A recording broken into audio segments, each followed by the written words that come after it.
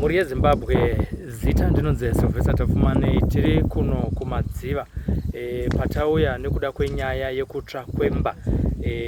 Munharaunda ino ndo matakanga tiri svondo rakapera nenyaya yekutsva kwemba yekitchen pamwechete nebedroom remudzimai anonzi Doreen Mudungwe.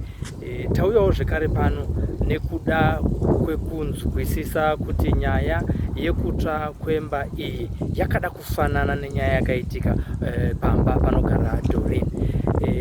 Chimwe chatiita kuti tigone kuda kuzokurukura nehama idzi ndedzekuti pakabuda tsananguro kuchechi inopinda Doreen achitaura kuti iye munhu wese achawanikwa achibatsira anonzi Doreen achawirwawo nedambudziko. Nekudaro nhasi uno tauya panapa baba namai Bote kuti tizoita hurukuro navo tichinzwa kuti zvakafanana here kana kuti munhu avanopfungidzira kuti ndiye apisa panopamba munhu mumwe chete. Regai tikurukure nababa tigozokurukurawo zvekare namai tichinzwa kuti zvavarasikirwa nazvo zvakawanda zvakadii pano pamusha pavo.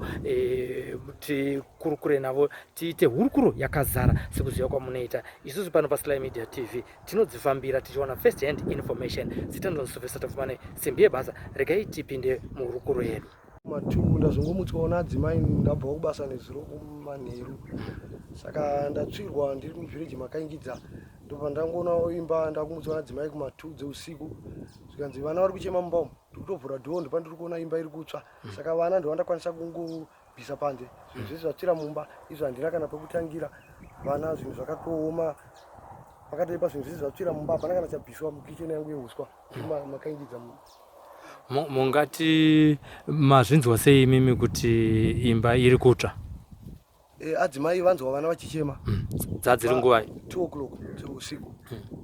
Saka pavanzwa vana vachichema ndopandati kuchi, ndopandangovhura dhoo ndopandatoona kuti imba iri kutsva, ndopandaudza adzimai yangu ndikati imba iri kutsva.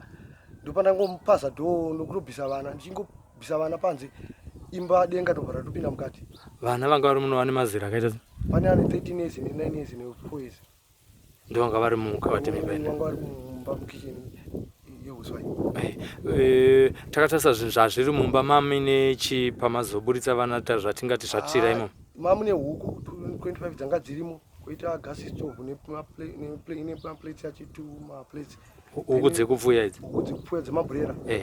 Kozoitawo property yemadzimai yanga irimo maplates nechikafu zvese zvanga zvirimo, zvese zvangotsvira imo, hapana kana chabuda kana wani.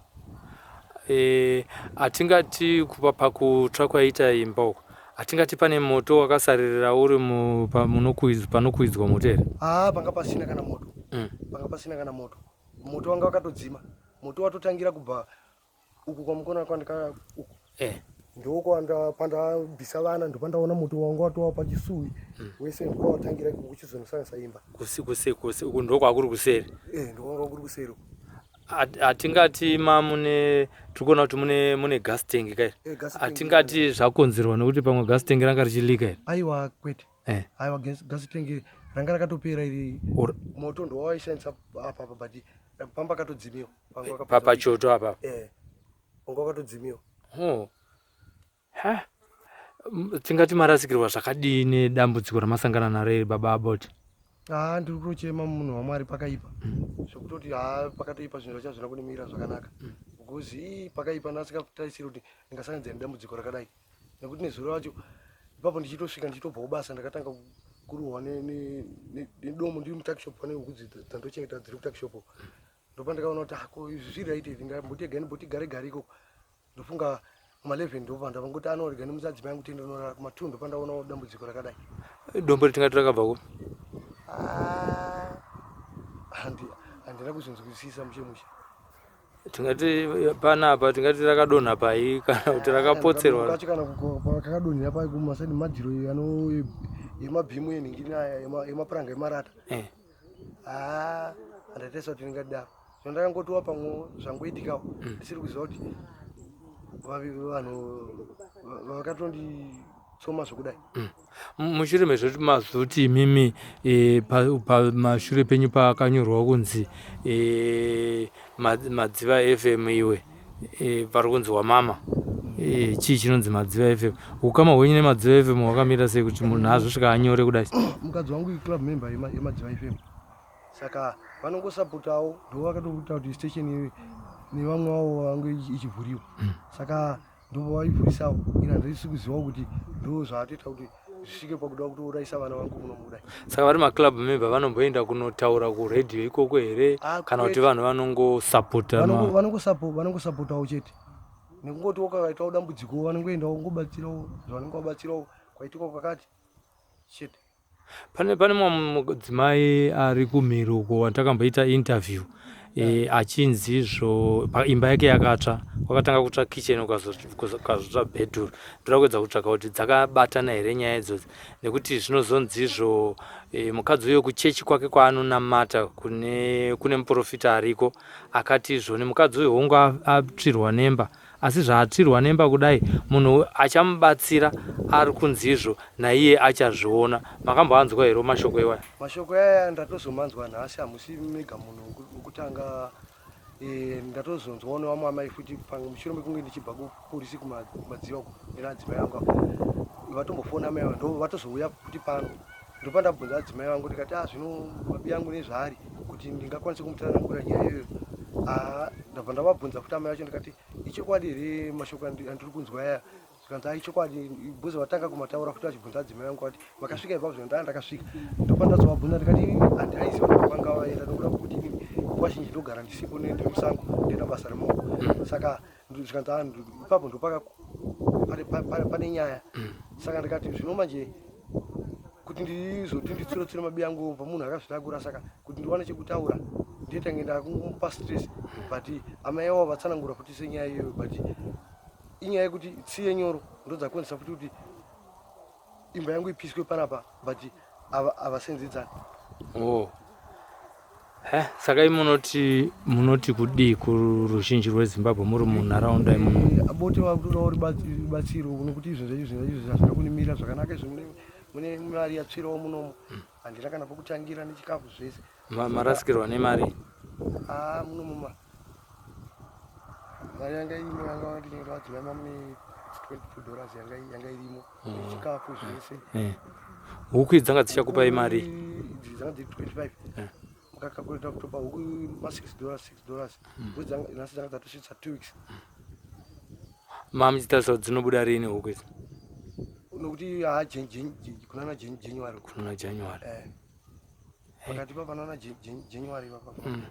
Mungati here kune mumwe munhu wamakavengana naye imimiwo zvenyu tisina kutarisana nokuti nyaya yakabatana nenyaya yekuna Doreen Mudungwe, pane mumwe wamungati akavengana nemi here muraini rino? Rinonzi chiraini rino?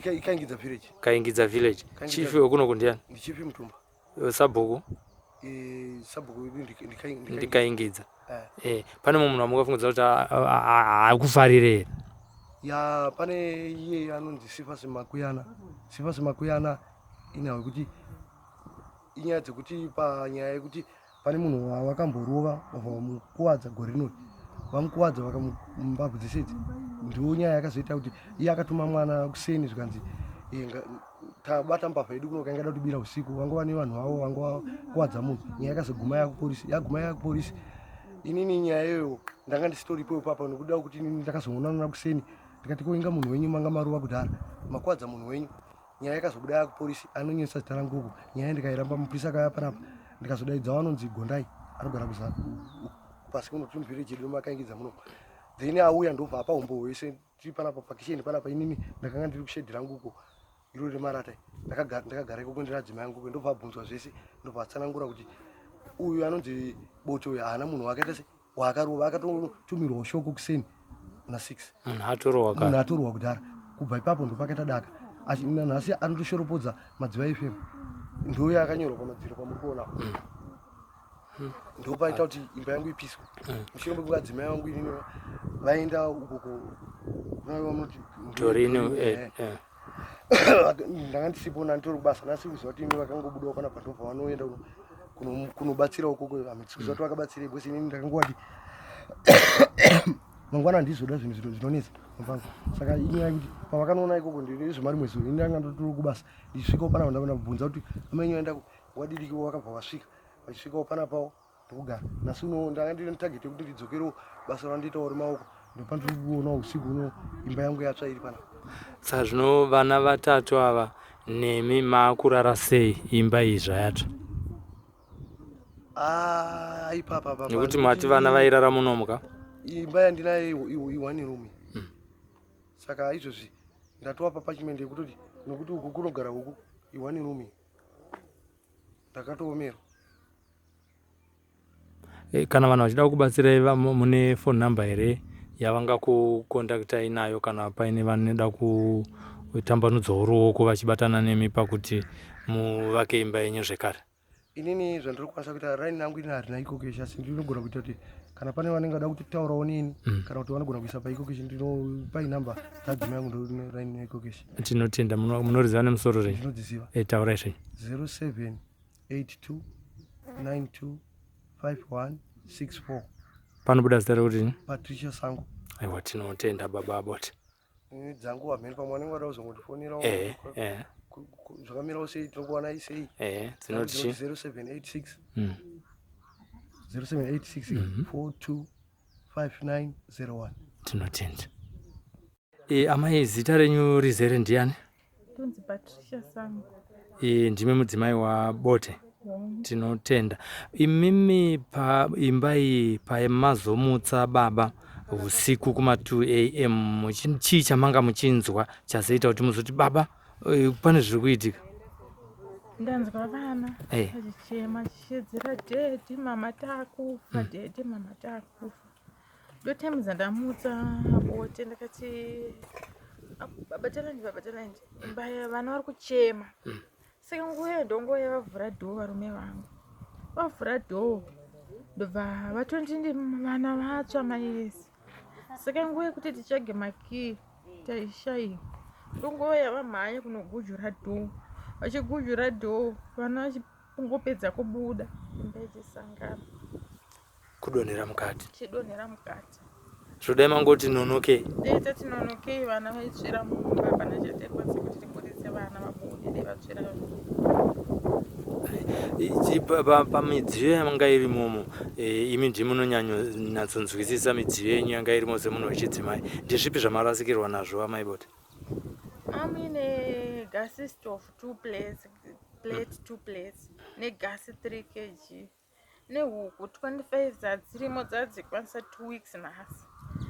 Nemapoto angu ese mamune mapoto kango anga ari 2, koita mamwe maminyama anga aripo 5, kozoita madhofini anga iri seti ari 6, koita madinner plates ese anga ari 24, 26 kana siri kukanganisa ese atsva, nemamwe maplate emaplastiki nemaplate mamwe esimbi nemakapu nemafoni tuatsvira munomu, kwakaita bonde nemagumbeze nematipoti zvakawanda zvatsvira munomu. Zvimwe zvacho unondofunga zvimaaini nemari nezuro. Murume wangu akati achisvika akabva nditambidza mari, saka ndakangorara ndakangoneta pasera ndobva ndangoitambidza mari yabva asvika 22 US abvaisa kumalanchi uko kwakune maseti emalanchi enge iriko aise ikoko ndokoyatsvira ikoko neseti emalanchi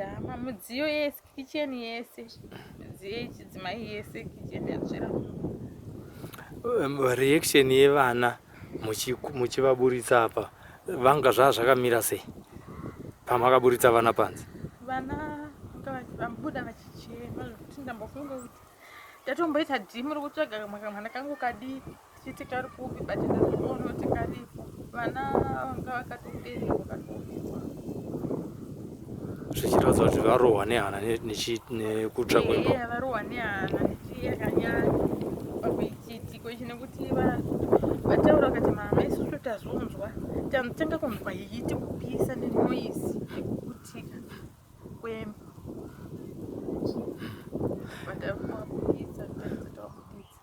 Tiri kunzwa kuti imimi muri memba yeMadziva FM, muri club member yeMadziva FM. Uye pamadziro apa panyorwa kunzi zvisingataurike nemuromo. Hanzi chii chinonzi Madziva FM? zviri kubatana pachine nyaya yekutsva kwemba. hongu inini ndiri club member yemadziva FM, ndiri club member 12. Kubatana kwazviri kuita zviri kureva kuti munhu ari kurwadziwa maybe nekusendawo mameseji nekubatsirawo vamwe kwatee tichiita. Ndikangonzwonzi kune munhu aita dambudziko kana ndikangonzwonzi kuredhi kune chirongwa chiriko chekubatsira vamwe, ndinomhanya mune pandinapo ndichinoisawo ruoko rwangu, chero ndisina ndinotapudza pandinapo ndichiendesa kuti ndibatsirewo mumwe wangu kana vamwe vangu semumwe unenge warwadza.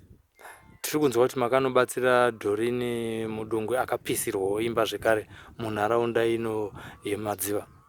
hongu ndakaenda musi wa17 tichinomubatsira kuchera mvura, kuvaka kwaivakwa ikoko nekutakurawo madhina. Ndakakwanisa kuenda ndakanoitawo izvozvo zvokumubatsirawo uri mweya wokurwadziwawo ndakanzwawo pari paredhiyo. Ndozvandakakwanisa kunoita kuti ndinokwanisa hangu kunoisa simba rangu ikoko. Zvino ini ndakamboita interview, ini ndonzi Mukoma Sly. Ndakamboita interview naDoreen Mudungwe achitaura iye kuti kuchechi kwaanonamata iye kwakabuda chiprofita chekuti anongobatsira mudzimai iyeye pakuvaka imba yake zvakare kauro pane zvimwe zvinhu naiye achazvionawo. Mashoko ayo makamboanzwa here? Ndazomanzwa hangu makusenda akufonerwa naBeridha wataiva tiinaye achiti ndo makambozvinzwa. Ndakati kwete, zvikanzi ndo zvakataurika nekuti inini ndichibvunza Doreen uyu tiriko ikoko chiitiko kuti chakatangira pakuita sendinyatsoda kunzwawo semunhu wechidzimai. Tsanangudziro yaaiita yaitoratidza kuti munhu uyu haasi munhu wekuno, anogona kunge ane munhu ake ari munharaunda ari kutumwa, asi munhu uyu haagare kuno, anogara kuchishapa. Aimbenge ari murume wemwana wake ari mukuwasha, achiti akamubatsira nemari yaimubatsira kuchipatara paakamborwara. Akandiratidza mameseji anenge 8 aitaura nezvekutsva kwemba ikoko, asi saka imimi wamuri kususpekta ndiani? Pane here aripo wamunofungidzira kuti zvakabatana nekutsva kwemba yenyu, kana kuti munhu wamakarimirana naye, munhu wamakambotukana naye? Pane here wamunofungidzira kuti aita utsinya kana kuti imba iyi yangotsvawo yega? Aripo munhu wandikufungidzira aita utsinya, nekuti pese pandinoti nini ndiri kuenda kuredhiyo tine matisheti atinoenda takapfeka takatenga nemakepi atakatenga takapiwa kuredhiyo ikoko semaclub members enhengo. Saka ndinoti kana ndaakuenda ndoenda ndakapfeka ndichiratidzawo memba. Saka munhu ndinoti pamwe pacho kazhinji ndogona kusangana naye achifudza mombe dzake kana achiita zvaari kuitawo kana kuri kubani kugadheni kwake achiti kwakasitesheni kenyaka aitoti madj twenyu tukasitesheni kemadziva FM akachambokupei kuti mugare pamba, achingodzikisira achingoita zvekuopoza nyaya yemadziva FM ndiye 1 yeye hakuna mumwe. Saka inini ndichizoona chidziro chaaichi nezveredhiyo izvozvo handina mumwe wandafungira kunze kwake yeye anoitwa Sifasi Makuyana. Uye kumashure gore rino kumashure uku ane munhu waakamborova achiti aba imbavha akanonyoresa murume wangu kuti taive tarova tese, asi murume wangu akateka muti wopamba na6 uko tikaenda tese haana rwendi yaakaita kumurume ainzi mbavha akarova. Tikasvika munhu atorova kudhara. Nyaya iyi tikaendera kupolisi, ndakaenda inini ndichinomirira murume wangu achinzi auya kudiwa kupolisi. Ndakati murume wangu haana kurova munhu kwete.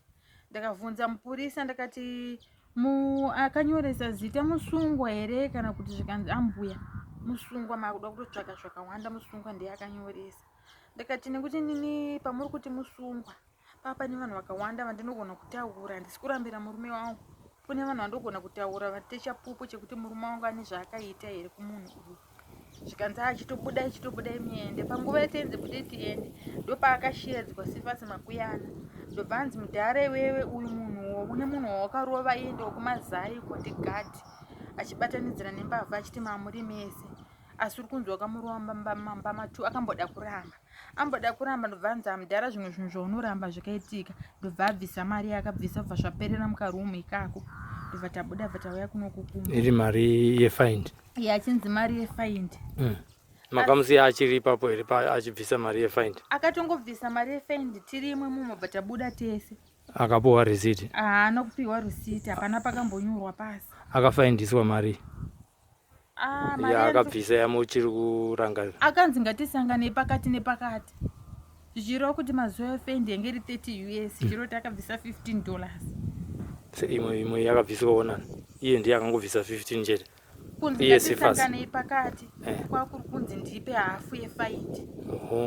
Sifasi uya achidanzwa nemupurisa uyu. Tabuda. Imi murume wenyu haana kuzobviswawo faindi iyoyo yokusangana pakati? Murume wangu haana kuende, nindi ndakaenda ndakanomirira murume wangu. Saka nyaya yakazomboti rebei kanguva ichifambirwa ichinzi munhu ari kurapiswa achorwa mbabvu adi nyaya yekuti izofambirwa ndobva vazoimutsa mapurisa vakafonera Sifasi Makuyana kuti uri kudiwa nevanhu vako.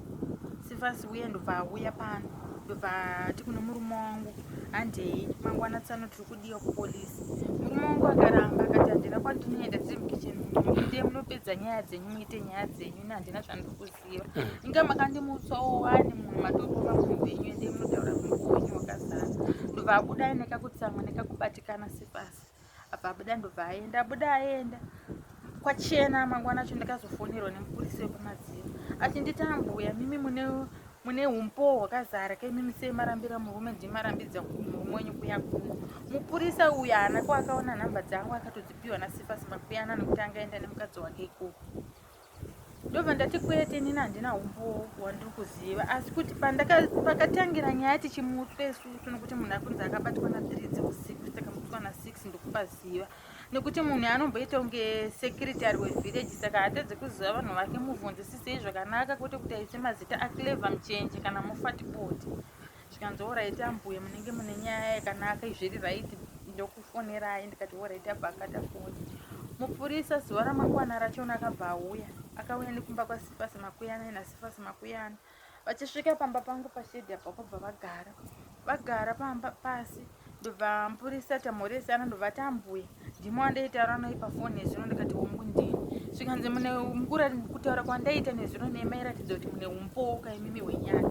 Ndikati kubva patakatangira ndina umpo, patakatangira izvii nemurume wangu tichisvika. Ndobva ndatanga kumutsanangudzira ndakati mungakoni kutsvaga mawitness ekutanga ndeyanga kubatsira akatanga kusvika isu tisati tasvika, anonzi Gondai Murato. Ndobva ndatuma mwana ndobva anoshedzwa pauya. Achisvika Gondai Murato ndobva atorwa achinzi naSifasi ndo imwe mbavha yacho yetiri kususpekta kuti yave ine vanhu ava. Zvikanzi nemupurisa iyo kwete chimbomira mudhani. Ndobva watakura ndobva uya kuseri kunoku. Ndobva avhunzwa abva ataura zvese Gondai Murato zvekuratidza kuti Mufatipoti naClever Muchenje vanga vasimo munyaya ndavasiro vakabva ataura nemo vanhu vakaruma. Ndobva vasiwa murume wangu naClever Muchenje. Ndobva watanga kufamba dzimba dzavaifamba ukaona umbowo hwakakwana. Saka kubva ipapo hapana kunyatsokunzwanana kana kutaudzana kuti papa neukama hwakanaka. Saka nyaya iyi yekutsva kwemba zvaiye zvinezvi yakumapurisa here? Hongu nyaya iyi tafuma murume wangu achida kunoripota pazvaitika usiku. Ndakati hamukwanisi kundisiya nevana, muchienda togona kupisirwa futi kana mumba kana kuatakwa, isusu mirei kuchena. Kuchichena murume wangu ndamboti tange maenda kwaSabhuku, ndobva wadzoka bva tazoenda kumupolisi. Tichisvika kupolisi tataura chiitiko chaitika saichochi. Polisi ndobva yanyora pasi zvese zvaitika, ndobva watichitungamirai. Pavatichitungamirai ndobva tauya kunokumba. Tichisvika kunokumba tasvika kuma7:30 tichisvika panapa. Polisi yazouya kuma1 kana 6 kukanganisa ichiuya yoitora mastatement. Vakaona zvaitika vakatora foto vakandibvunza kuti mune suspect. Ndikati hongu ndine suspect yandinayo. Zvikanzi ndiani? Ndikati suspect Sifasi Makuyana nekuti ndiye munhu anondiopoza nyaya yeredhiyo, ende apa pasiya panyorwa nyaya yeredhiyo, ende muvhileji muno hamuna kana mumwe munhu anotaura zvekuopoza akandiona ndakapfeka tisheti kana chinhu chezani chekuredhiyo chemadziva FM. Saka murume wangu ane munhu wari kususpekta zvake. akamboti taure sezvo pamba pedu parodhi munhu akadarika achingotuka achienda ndobva ati ndichakubisirai imba, asi inini ndiri kuramba nekuti munhu iye haana chekuita neredhiyo ende pamba pake hateerere redhiyo inonzi Madziva FM. Saka zvaitika mapurisa apedza kunyora statement saizvozvo ndobva vati takuenda, vatanga vaiti handei munotiratidza padzimba dzavo. Varume vangu vakati aiwa katinokuudzai hazvikwanisiki kuti tiende nemi, mimiite basa renyu, fambai muende. Ndobva vafamba varatidzwa nabamunini wangu nemurume wangu kunzi pamba pacho ndeapo pasifasi nemumwe wacho wekuzasi. Vasvika ipapo murume wangu azofonerwa zvikanzi tikukumbira mukadzi wenyu asvike kuno. Ndamboda kuramba kuti hako kunei, ndobva ndazoti arege ndiende. Ndichisvika ipapo ndobva zvanzi nemupurisa ambuya, taurai sekutsanangudza kwamaita. Ndakati nini handina suspect yandiri kufungira kunze kwenyu imimi vamakuyana, nekuti ndimi munoti makasangana neni ndakapfeka chinhu cheZANU-PF munodzikisira kushora muchitaura zvamunoda pamusoro peMadziva FM. Ndobva vapindura mubvunzo kuti suspect hairambiri, asi nini ndiri munhu mukuru ndopandikasimuka kuuya kumba kwenyu kunopisa imba yenyu here inini. Ende ingawani ndatozouya ndambouya kumba kwenyu ndakanochema nemurume wako. Zvikana zviroti pamwe pane mamwe magaraji ende nyaya ari kutaure kurohwa kwemunhu. Zvakaitika gore rakapera paseri, but hazvinomboitika gore rakapera zvakaitika gore rino. Ndo mhinduro dzake dzapindura mupurisa ndobva ati inini ndoda kungobva panapa handina kungouya. Ndosaka ndati ndimuzive kutaura munhu kutaura kwaamai ako. Ako siko kuti ini ndangouya pamba penyu. Ndobva vatakura ndobva vaenda ndobva ndauyawo kumba kwangu. Mukutaura kwake paanga achitaura mupurisa aripo, anga achitaura semunhu ari kuchemawo nemi here kana kuti ari kutosvotesa? Kwete, vanga vachitoedza kutotaura rafu pamwe chete nemukadzi wachiona zvekuti ndiri munhu azongozvikwanisa hake kuzvidzora nekuzvininipisa. Munhu anga achitozama kutaura marafu. Mukugara kwenyu kunyange nevamwe vanhu, makuyana munhu akaita sei? Maonero amunongoita wewe?